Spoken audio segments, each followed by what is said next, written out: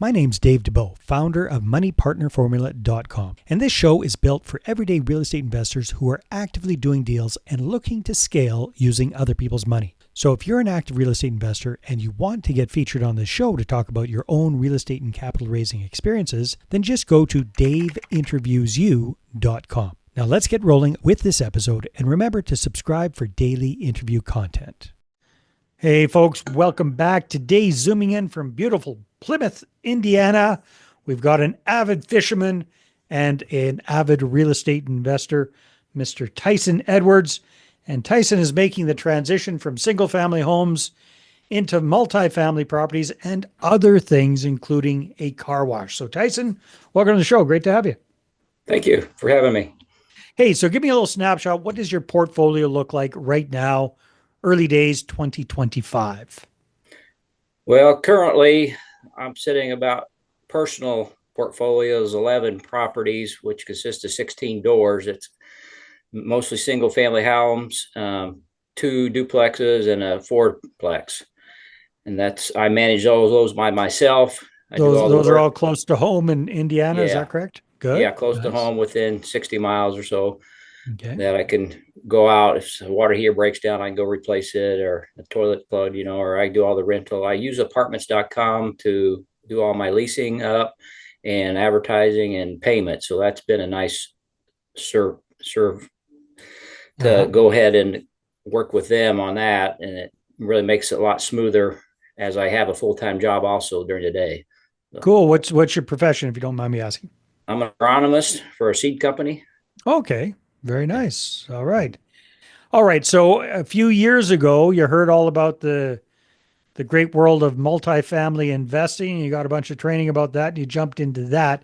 Tell me a little bit about your thought process going from single family homes and duplexes, 4-plexes, and getting into the commercial residential space. Sure. Okay. Yeah. Well, it started real estate many years ago in the late 90s. I purchased a foreclosure. I was working with the Department of Natural Resources. I used to be a biologist, and I lived on the property, so I didn't have to rent payment or home payment mortgage. So I bought a foreclosure, fixed it up, rented it out for about 3 to 4 years there, and then we ended up moving, chasing a career, and ended up selling that. And I used that cash to purchase my personal residence in 2009 finally. So once my career got off the ground and got going there, I ended up switching careers actually. And that I used that equity in my personal residence to get started back in real estate, because I knew it was a good fit at the time. I had experience with it. I knew how to do everything with my hands and rebuild these properties. And it just leveraged that into the next step. So once I started building that portfolio, I got started back in 2014. Those personal ones, I came to the point then, after obtaining 10 of them, I kind of paused and said, what's my next step? And I said, do I go? And I researched a lot of the options, and looking at multifamily, I was on the fence. I was right when the time frame where Airbnbs were real hot also. Yeah. And so I was looking at doing a short-term rental possibly. And kind of what made my final decision was I was pretty cash poor at that point, because I basically used all these rentals as a stepping stone to pay for college. I have 5 kids, and they're all going through college, and I was cash flowing college. So I was letting the tenants pay for college, but I didn't have much cash stashed up for the next purchase. So I looked at the options and explored all the options. I ended up going through a Michael Blanc program and signing up for that for multifamily, and to take the training, learn how to analyze property.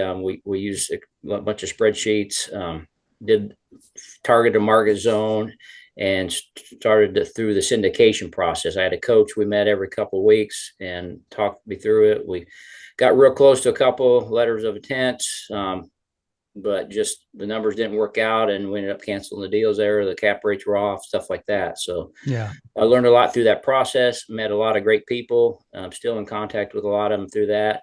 And that kind of speared off as I was investing and raising capital.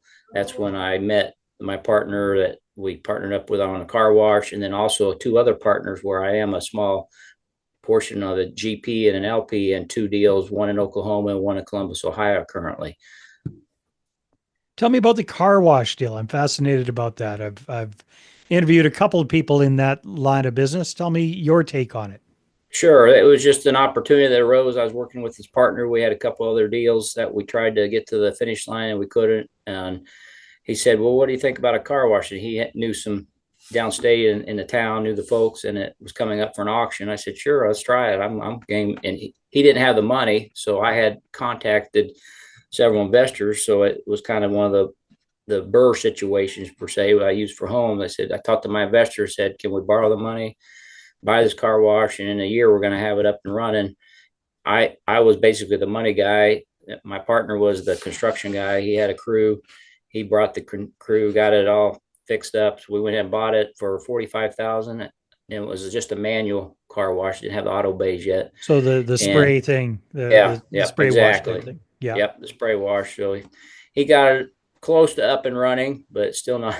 We kind of had some hiccups along the way, and then we ended Up up and having, running as a fully automated car yeah, wash now, or no, just fully working and all the system.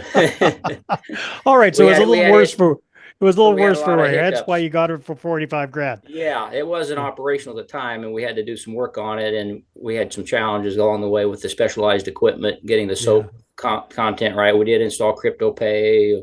We painted the building, replaced the plumbing. We did a lot of the basics, but just the fine tuning, get it an actual to go the process and make it profitable hasn't happened yet as of today.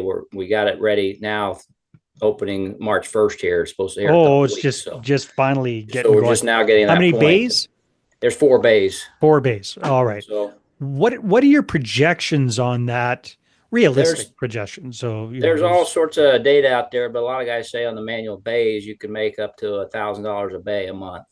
okay. So four bays, we're expecting the gross profit maybe around 4,000, but that depends on the cars and the community and the timing and the economy there. So that may be a little high, but if we can just break even for a while and then make enough to pay it off, we've had people wanting to buy it for 150 grand already, just as Wow. is. It's like, well, Well, how much did let's you get have it to right. put into it for upgrading the About equipment and everything? another 45, so we got about 90 in it, and Yeah. then we're trying to keep it running. We had struggle, and I learned a lot about commercial loans in this process because they will not banks will not loan on it if it's not making money, and they didn't see Yeah. the good projections. So we had to go through more of uh, a local bank there that was able to back us, that with my partner's backing and my portfolio kind of tied together. We created an LLC and they supported us on that. So we Yeah. got a loan and cashed out, refinanced, basically paid the investor off, and now we're just paying a payment every month. Well, that's exciting that you're going to be finally Yeah, able to get that up and running. exactly. Well, we're looking forward to it. Yeah. So did you say crypto pay for the car wash? Tell me, Yeah, that's new to they me. What is call it that? that, but it's a credit card swipe basically system. Okay. They call it crypto pay on it when they set it up, but But you're not won't paying take with crypto right Bitcoin. now. Yeah, You're not paying with Bitcoin. All not right. yet. Yeah, maybe. All right. Yeah, Maybe sometime in the future. Who knows? yeah. So yeah, Interesting stuff. All right. So Tyson, that must have been a frustrating experience going through so many underwriting so many multifamily properties and coming so close a couple yeah. of times but never taking one down. Hmm. Are you planning to continue looking at multifamily deals, or are you going to go into a different asset class? Yeah, we're still looking at it, and that's why I'm still in touch with my partner. I just talked to a guy yesterday who contacted me on LinkedIn about from California, and he says he's got some investors that want some money, and I put him in touch with my partners who we got a couple other deals in the pipeline here in Columbus, Ohio, and some in Indiana. Even he's looking to invest, bring some West Coast money here, and he's looking for some boots on the ground. So I'm still very heavily involved in connections there and looking for opportunities. And I just think it's a matter of time. I've got the training now. I've got some experience with it.